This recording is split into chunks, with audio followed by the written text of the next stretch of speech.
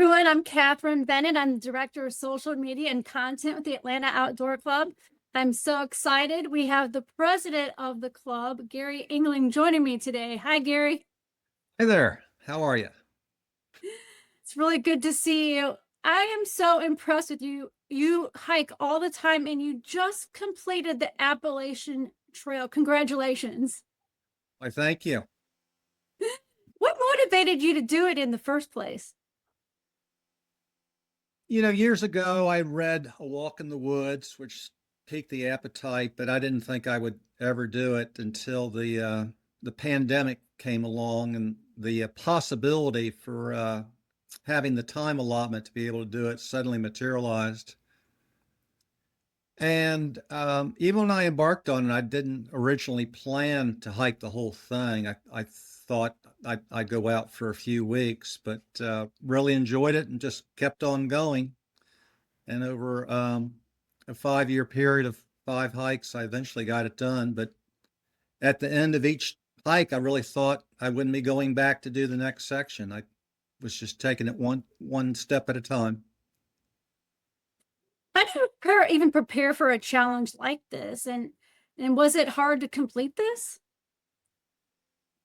From a time management standpoint, it's hard. It's just hard to have that much calendar to be able to, walk away from your life for 5 or 7 months is no easy task. So that's probably the biggest challenge. Um, how did you prepare for it? Like the food piece and just the day-to-day water. What goes into that? I've never done something quite like this. So how does that work? The way I did it was just to keep it as simple as possible. I would go into towns as often as I could. So I really don't like backpacking food and would prefer to have town food. So I would try to make it in the town whenever there was an opportunity. So I didn't have to carry as much. I didn't have to plan as much. I was just popping in stores and restaurants along the way.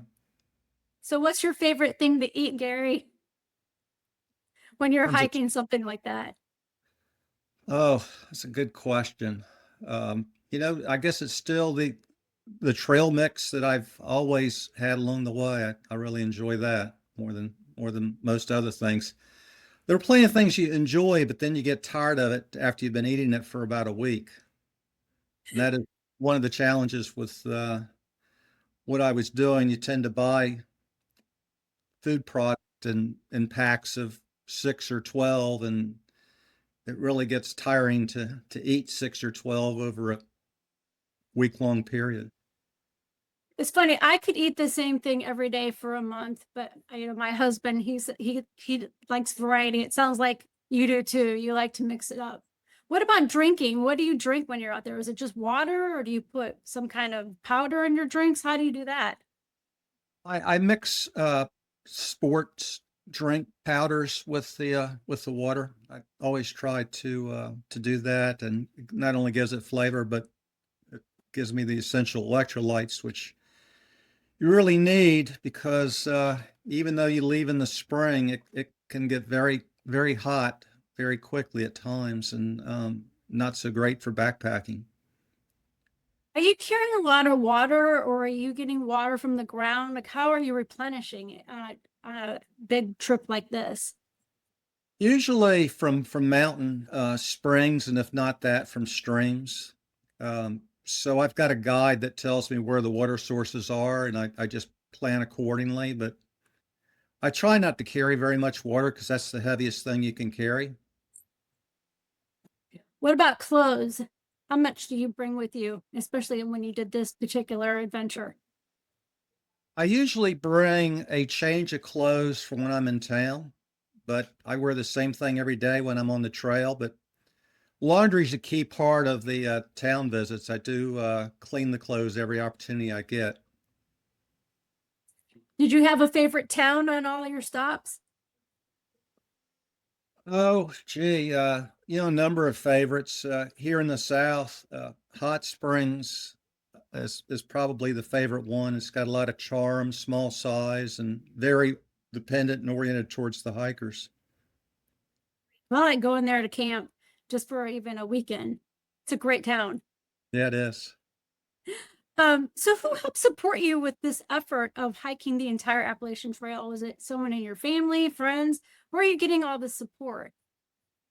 Well, certainly a lot of support from my wife to put up with me being gone for long periods of time.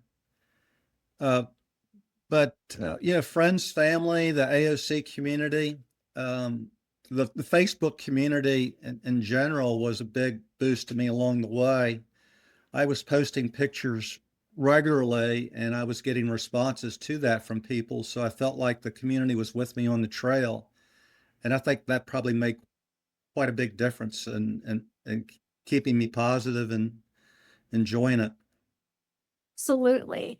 Now, did you do most of this hike by yourself, or were there other people always with you in different sections? How did you do that? It was mostly by myself, but each of the 5 years, each of the 5 hikes, I had some people from the AOC go out with me for the first 1 or 2 weeks.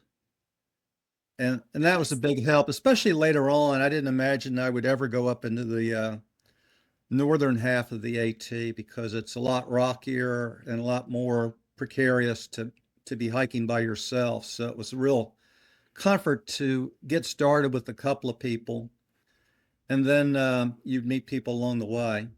And I had one friend that was from Ohio that hiked 2 states with me, so that was really nice.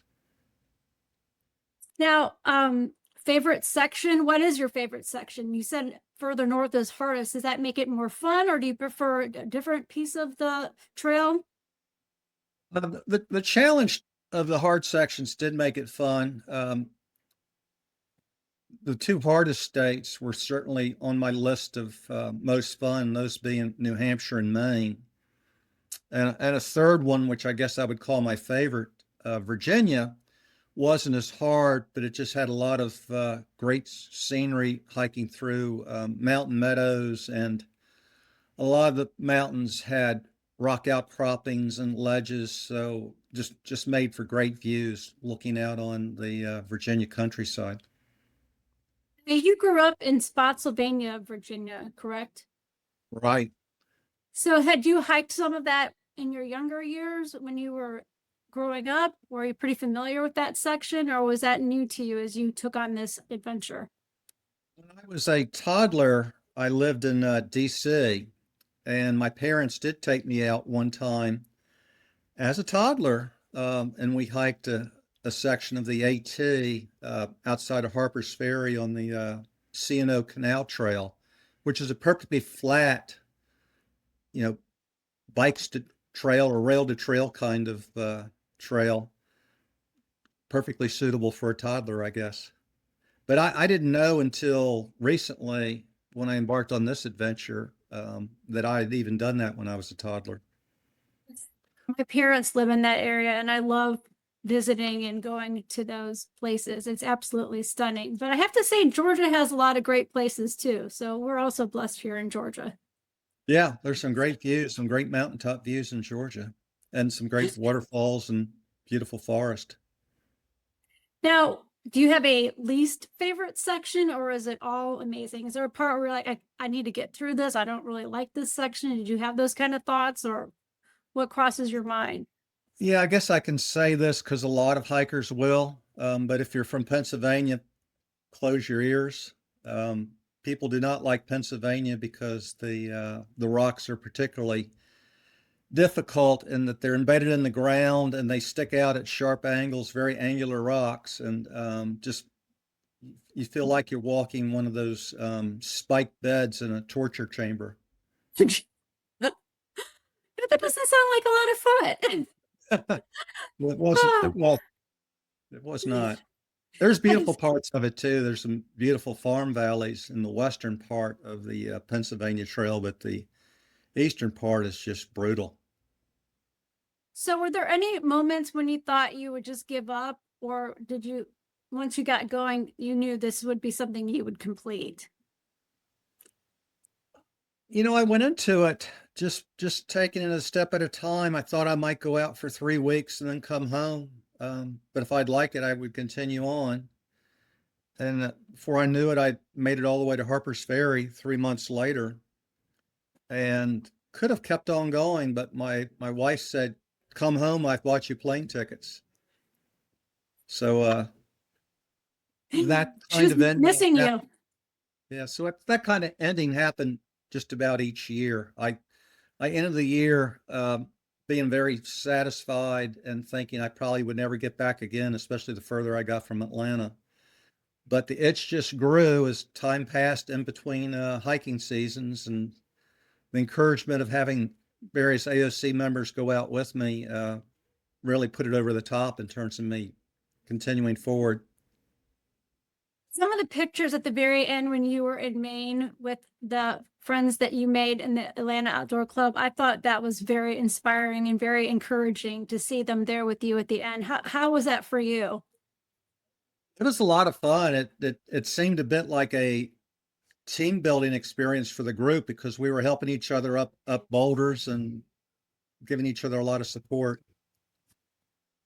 Now, do you hike when you did this event? Did you hike during poor weather conditions, like say when it's raining, or did you pause on those days? How did you handle poor weather? Usually I paused if it was rainy or there was a heat advisory.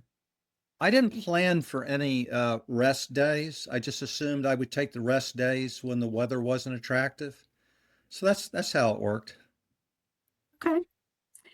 What did you learn about yourself, Gary, along the way? Were there things about yourself? I mean, I feel like I'm still learning things about myself.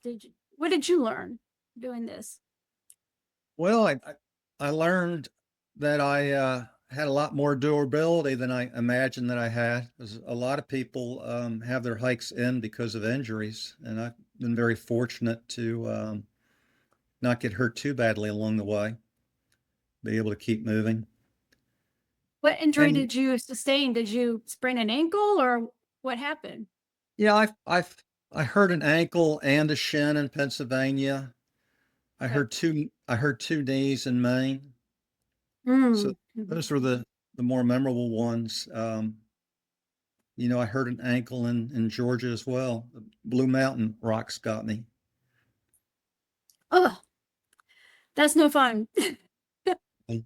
So, do you have any advice for someone that's thinking about doing this? Is there a time in life that makes more sense than others? What advice would you give to someone that's contemplating hiking the entire Appalachian Trail from start to finish?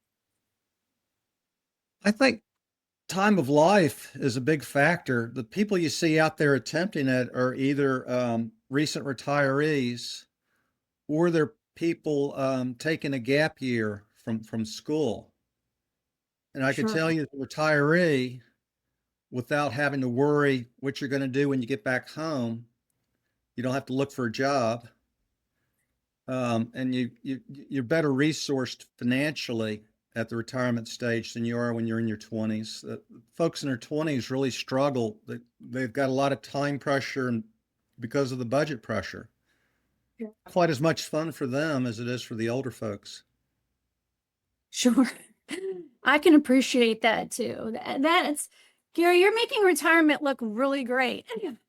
I love it. Can't wait to get to where you are in life. You just seem like you're having a ball and you're out. I mean, beyond the Appalachian Trail, you're doing lots of stuff. What are some of your other favorite places to hike?